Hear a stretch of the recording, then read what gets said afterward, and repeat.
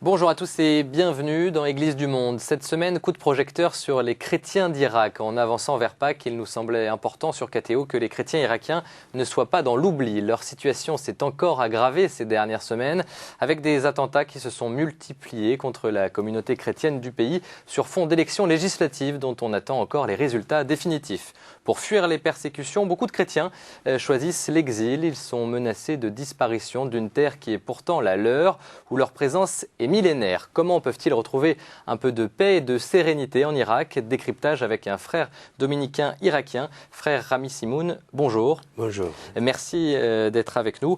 On va évoquer pendant cette émission l'avenir et la situation de ces chrétiens irakiens. Mais tout de suite, je vous propose de partir en Irak. Quelle est la situation des chrétiens d'Irak? C'est un sujet de Louis-Marie Soubrier dans lequel vous allez voir l'ambassadeur d'Irak près le Saint-Siège. Dans un souci de transparence, je précise que ces propos datent de plusieurs mois. On regarde. En 2003, 1 200 000 chrétiens vivaient en Irak.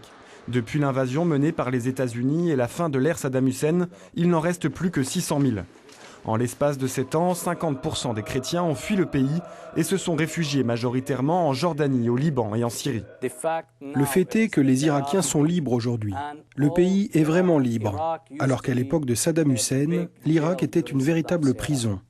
Albert Yeda est ambassadeur d'Irak auprès du Saint-Siège. Il estime que la situation pour les chrétiens en Irak était pire à l'époque de Saddam Hussein. Aujourd'hui, les chrétiens ont le droit de vote, fini le régime totalitaire, la liberté d'expression est à l'ordre du jour. Pourtant, les faits sont accablants. Depuis 2003, on dénombre 2000 chrétiens irakiens tués par des groupuscules islamistes. Je demande à la communauté internationale et aux organisations humanitaires d'aider les réfugiés irakiens à trouver l'asile politique à l'étranger jusqu'à ce que la situation s'améliore dans le pays. Seuls, nous n'arriverons pas à combattre les groupes extrémistes comme Al-Qaïda. L'Irak compte aujourd'hui plus de 27 millions d'habitants. La survie des chrétiens en Irak est compromise. Cette communauté chrétienne, une des plus anciennes du Moyen-Orient, représente aujourd'hui moins de 3% de la population totale. Lui-même réfugié à l'époque de Saddam Hussein, Albert Yelda s'était exilé en Angleterre et avait alors aidé d'autres réfugiés irakiens qui cherchaient l'asile politique au Royaume-Uni. Moi aussi, j'ai été exilé. J'ai eu l'occasion d'aider des milliers de compatriotes qui s'étaient enfuis d'Irak. Jamais je ne reprocherai à un chrétien d'avoir quitté l'Irak. L'exode des chrétiens et des autres minorités irakiennes ne finira que si la sécurité s'améliore. C'est l'avis de l'ambassadeur Yelda. Selon lui, la sécurité ne s'améliorera pas sans l'aide d'autres pays. Nous avons besoin de l'aide de la communauté internationale. La communauté internationale ne peut pas quitter l'Irak et se laver les mains sur ce qu'ils ont fait dans ce pays. Beaucoup de gens sont morts. Des milliers d'Irakiens ont été assassinés. Les infrastructures en Irak ont été détruites suite à cette guerre dont l'objectif était de rendre le pays libre. Mis à part les 600 000 chrétiens exilés à l'étranger, d'autres se sont exilés à l'intérieur même du pays. Ils ont quitté Bagdad et les régions sensibles pour se réfugier notamment dans le nord de l'Irak. Et puis beaucoup de chrétiens fuient la ville de Mossoul où ces dernières semaines les violences se sont multipliées contre les chrétiens avec une nouvelle série d'attentats où plusieurs dizaines de chrétiens ont été tués. Comment vous analysez, frère Simoun, ces dernières violences et plus généralement la situation de ces chrétiens d'Irak? Comment vous réagissez à ce qui se passe en Irak pour les chrétiens? En réalité, ce qui se passe en Irak fait partie d'une démarche qui était déjà commencée il y a plusieurs mois, même semaines, dans laquelle les chrétiens se trouvent visés, en principe, au nord d'Irak, dans la ville de Ninive, Mossoul, pour des raisons d'élection. Et du coup, cela a mis en doute pour nous sur la possibilité d'avoir une réelle représentation des chrétiens dans le gouvernement actuel. Car, comme vous le savez, les chrétiens font partie intégrale de ce pays et ils sont là depuis la création de Mésopotamie. Si on prend l'histoire et les civilisations anciennes, les chrétiens étaient les participants les plus actifs dans l'histoire de l'Irak. Ils sont chez eux. Ils sont chez eux, exactement, ce que beaucoup ignorent. Et aujourd'hui, ils espéraient en réalité qu'une nouvelle élection puisse donner un nouveau gouvernement qui pourrait rendre compte de la situation des chrétiens d'Irak. Car le gouvernement actuel, le gouvernement irakien, mon gouvernement, est élu démocratiquement, mais hélas, dans la dernière élection, on a déjà vu qu'il y avait une attention profonde de marginaliser les chrétiens. On a eu des dizaines de villages de chrétiens n'ont pas pu recevoir le boîte d'élection, ni leur nom apparu dans la liste.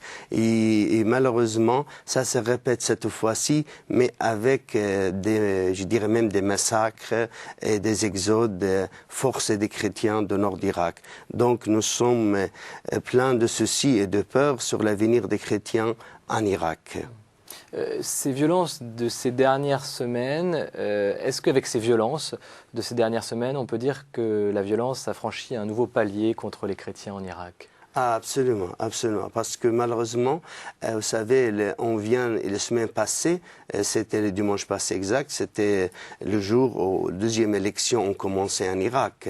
Mais cela, comme la précédente, a commencé pour les chrétiens d'Irak il y a 3-4 mois par des assassinats ciblés pour lesquels les chrétiens c'était les premières victimes. Donc on a vu plusieurs chrétiens assassinés une fois par semaine, un par semaine, puis 2 par semaine, et puis 3 par semaine. Le sommet, elle était il y a une semaine avant l'élection, où on a tué 8 chrétiens en 10 jours, dont 3 de même famille.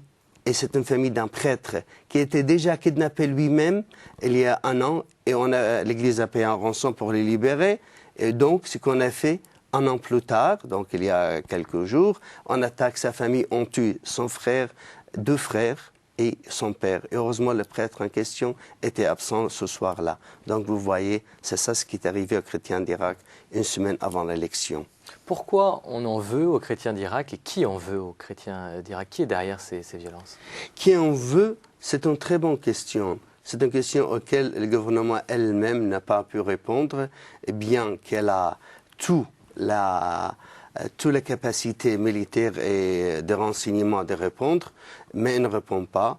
Il y a un puissant mondial qui est là, mais qui ne réagit pas. On parle des Américains. Exactement. Ils ne savent pas, ils ne comprennent pas, ils n'ont jamais entendu. Et on dit, en même temps, les chrétiens sont accusés automatiquement d'être agents d'Occident, d'Américains.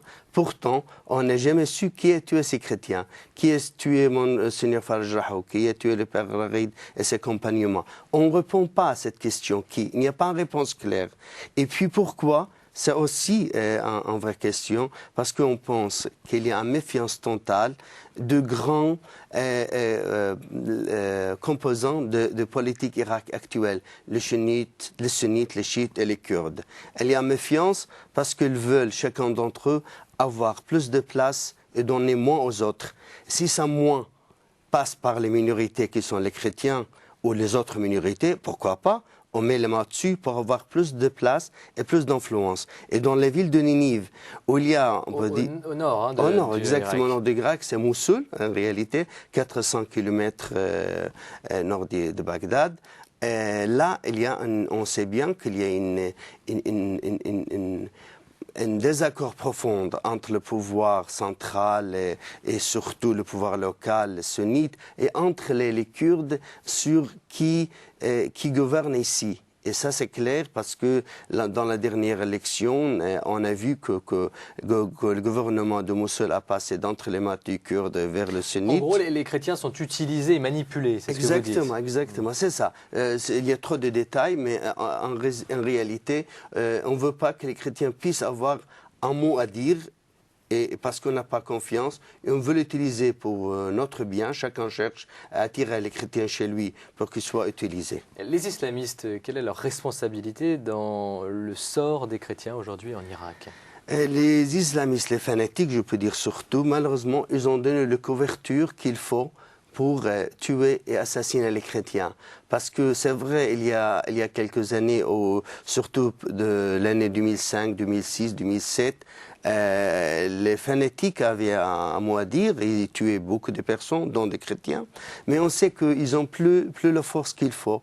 Mais les différents groupes politiques en profitent pour jeter toute la responsabilité de ces assassinats qui sont récemment, qu'on sait, sont pour des raisons politiques, sur le dos des islamistes. Donc les islamistes sont bon dos, entre guillemets. Exactement, sont ouverts la porte, même s'ils ne sont plus là. Alors je trouve qu'il est important de se souvenir en ce mois de mars 2010 de Monseigneur Rao, cet évêque irakien, ancien archevêque de Mossoul, qui a été assassiné en 2008, il y a 2 ans.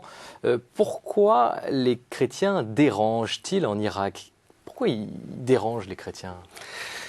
Je pense surtout parce qu'ils sont chrétiens. Donc ils portent la croix de Christ. Ils sont témoins de Christ mort et ressuscité. Ils sont témoins même s'ils ne parlent pas trop. Vous savez, en Orient, depuis le début de notre histoire, on était dominé par les Perses, puis par l'Islam, 612. Les chrétiens sont restés témoins de Christ, même en silence et par les actes.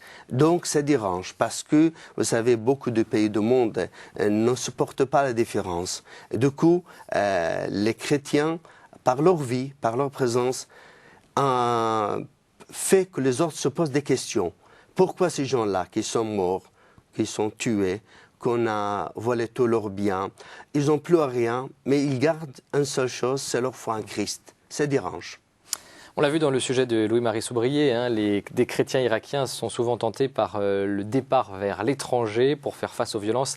La tentation de l'exil est forte. On regarde le témoignage de cette famille chrétienne irakienne. Si cela ne tenait qu'à moi, je serais déjà parti à l'étranger. Peut-être que nous aurions plus d'avenir. Ici, quoi qu'il en soit, nous sommes à l'intérieur de l'Irak. Et nous sommes tributaires des conjonctures politiques régionales qui ne sont pas fameuses. Je pense que quitter le pays, c'est préférable, et si l'occasion se présente, je serai sûrement le premier à partir. Voilà pour cet extrait de documentaire. Comment on fait le choix de rester en Irak quand on est chrétien aujourd'hui ? Beaucoup de chrétiens, si la vie est plus calme, voudront bien rester en Irak. C'est le cas parce que depuis longues années, on sait qu'il y a la guerre en Irak, il y a un embargo, il y a les persécutions religieuses. Mais malgré ça, il y a des familles qui font tout pour rester. Ces familles-là ne manquent pas de moyens économiques pour quitter le pays. Mais ils s'attachent à leur pays et je pense leur foi les mobilise énormément. Ils font tout pour rester et témoins de Christ. Et puis je pense l'Église, les prêtres, les religieux, religieuses font beaucoup pour que les chrétiens puissent rester en témoins de Christ dans ce pays-là, cet Orient lointain. Et c'est vrai, ça demande beaucoup de sacrifices. Ça met la vie de la famille en danger. Certains deviennent des martyrs. Absolument, absolument. On sait bien que beaucoup de familles ont perdu leurs enfants, leurs filles, le père de famille ou la maman, la mère de famille, parce qu'ils ont décidé de rester dans ce quartier malgré toutes les menaces. Et cela, je pense, c'est un acte de foi et de patriotisme extraordinaire qu'on oublie assez souvent en parlant des chrétiens d'Irak. Comment les chrétiens peuvent-ils être constructeurs ou en tout cas faiseurs de paix dans cette société irakienne? Quel est leur rôle? Quel rôle ont-ils à jouer en Irak? Réellement, les chrétiens, depuis leur existence en Irak, depuis leur présence, depuis le premier jour de leur vie en Irak, ça date au début de la chrétienté, ils étaient toujours un facteur de paix et de réconciliation par les biais de leur foi. Et puis, où ils se trouvent un chrétien, moi je me souviens dans les moments les plus difficiles de Bagdad, les personnes les plus fanatiques, les plus dures, qui me faisaient des cours de religion pour que je suis chrétien, eux-mêmes préféraient bien avoir un voisin chrétien et non pas d'autres religions. Je pense que le comportement des chrétiens pacifiques, respectueux vis-à-vis des autres, est propre, sérieux dans leur travail, fidèles dans leur amitié, fait que les chrétiens sont en même temps convoités, aimés beaucoup de personnes en Irak. Mais en même temps, ces personnes-là, malheureusement, actuellement, n'ont pas le pouvoir, donc ils ne peuvent même pas protéger les chrétiens d'Irak. Est-ce qu'on peut comparer la situation des chrétiens aujourd'hui avec celle de l'époque où Saddam Hussein était au pouvoir? C'est un peu difficile. On a entendu cet ambassadeur irakien après le Saint-Siège qui évoquait cette période. Oui, c'est un peu différent. La période de Saddam, le manque de liberté politique était nettement clair. On ne peut pas discuter de ça, tout le monde le savait. Mais en même temps, ce qui touchait le côté religion, pour les chrétiens, il y avait des embêtements dans les dernières années après l'embargo, où on a laissé la liberté aux fanatiques musulmans de dire ce qu'ils veulent dire, on entendait des insultes, etc. Mais on ne laissait pas tuer des chrétiens comme c'est le cas aujourd'hui. Donc il y a un problème ici. Certains responsables irakiens aimeraient créer un territoire chrétien au nord du pays où vivraient les chrétiens. Qu'est-ce que vous pensez de ce projet?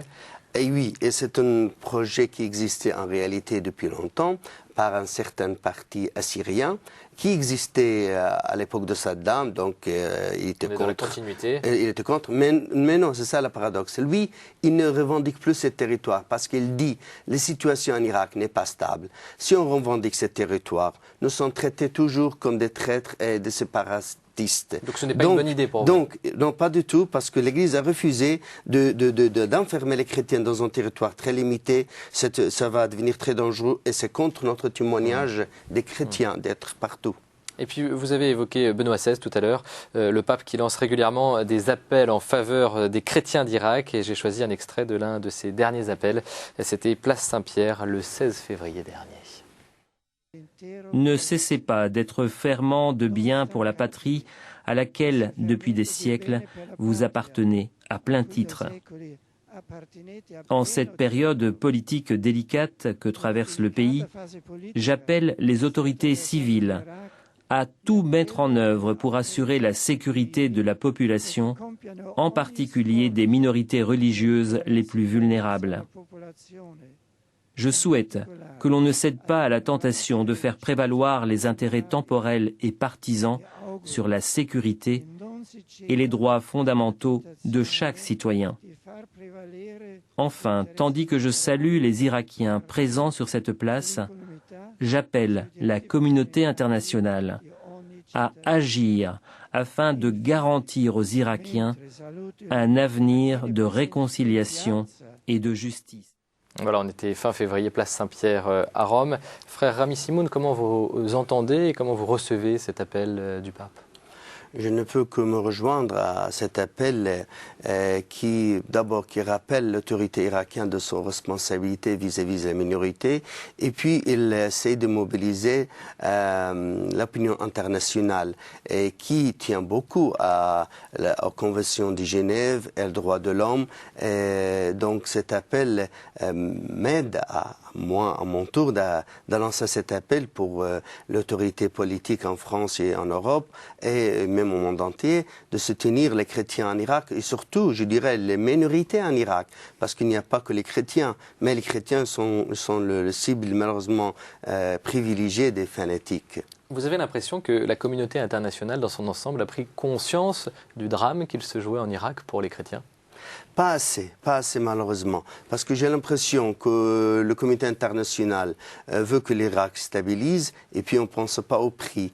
Si les minorités sont encore persécutées et si la paix en Irak majoritairement règne, on ne s'intéresse plus aux minorités, ce qui est le cas aujourd'hui. La plupart de l'Irak est stabilisée et sécurisée, mais la région où il y a beaucoup de chrétiens n'est pas stabilisée, donc on continue de les massacrer, mais les prix et que l'Irak en général il est plus calme.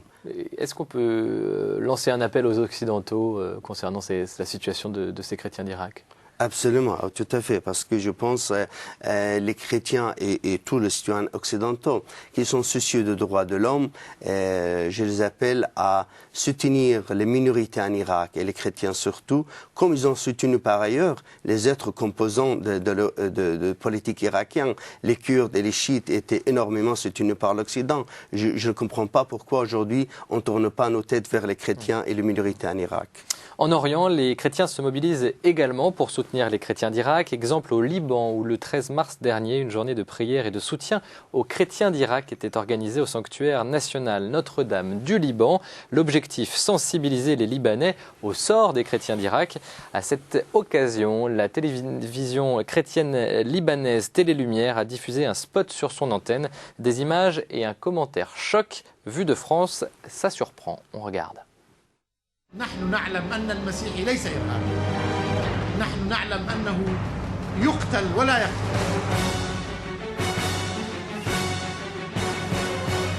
La croix de l'Irak saigne.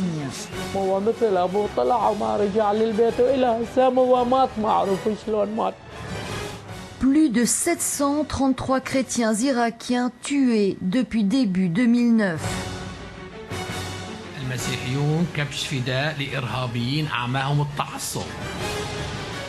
Plus de 51 églises attaquées. ألم العراق يجب أن يهز مشاعر العالم بأسره لأن ما يحصل هناك لا يشرف أحدا.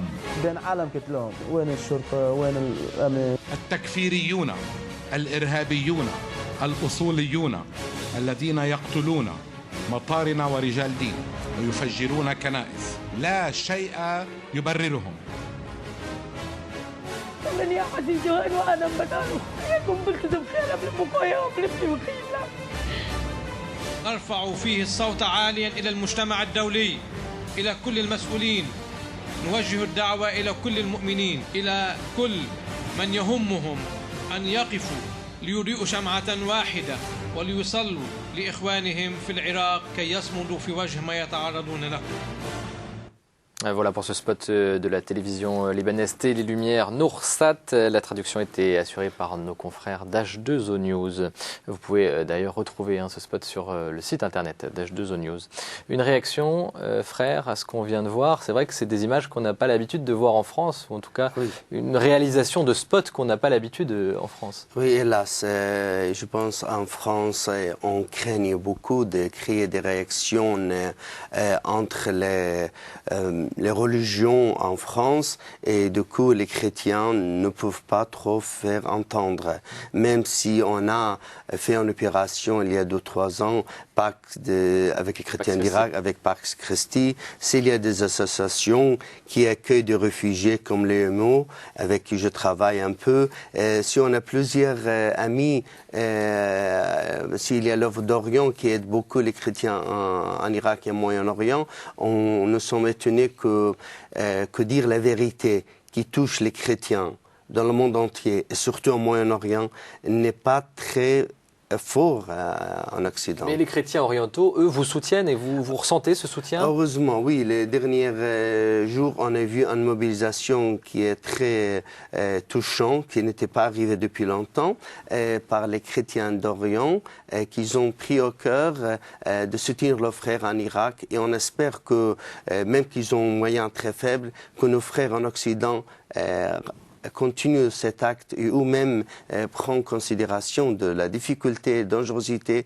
de situation des chrétiens en Irak. Ils sont en train de disparaître, massacrés doucement, lentement, et les réactions sont quasi nulles en Occident. Comment vous espérez et vous voyez l'avenir de ces chrétiens d'Irak? Moi, je pense et je crois que l'avenir des chrétiens d'Irak est bien lié à l'avenir d'Irak lui-même. Si on va avoir un Irak démocratique et libre dans lequel les citoyens sont respectés, je suis certain que les chrétiens vont rester de son pays. Mais si on penche vers un Irak fanatique, religieux, que la tendance religieuse arrive même dans la composition politique. On avait dit qu'il y aura 16 places dans le Parlement irakien, on a 5. Est-ce que c'est un acte de terroriste fanatique ou un acte politique? Il est clair que l'avenir des chrétiens d'Irak est chez le gouvernement irakien. Parce que cette église irakienne, elle continue à vivre, ça c'est important à dire aussi. Oui, elle continue à vivre tant mieux, tant bien, tant mal. Elle fait ce qu'elle peut. Le jour où le calme règne, les fidèles vont à la messe. Et beaucoup de fois, ils vont participer à la prière en sachant qu'ils peuvent être tués dans leur chemin dans l'église. On a perdu beaucoup de chrétiens d'Irak parce qu'ils étaient allés simplement prier dans leur église. Donc c'est ça l'effort des chrétiens. Et ils essayent à tout prix de garder leur foi et être témoins de Christ. Il y a des vocations aujourd'hui en Irak encore? Oui, il y a des vocations, même si le séminaire de Bagdad était déplacé du sud de Bagdad, où il y avait un quartier plein de chrétiens, où on a chassé presque tout le monde. Et se trouve maintenant au nord d'Irak. Et donc, on a des vocations religieuses, on a des vocations des prêtres qui font des études au séminaire. Et ils sont courageux parce qu'ils savent que ce qui leur attend, c'est de servir des chrétiens dans une ville et dans une situation très difficile. Vous savez, on a kidnappé à Bagdad à peu près 15 de prêtres. La plupart étaient torturés et ils étaient attachés aux chaises pendant des jours, etc. Ils sont sortis avec des handicaps physiques et psychologiques, mais ils sont forts par leur foi. Mais on garde l'espérance.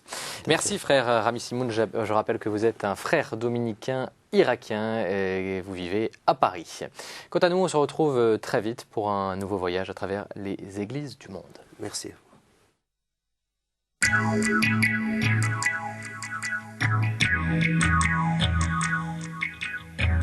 Thank you.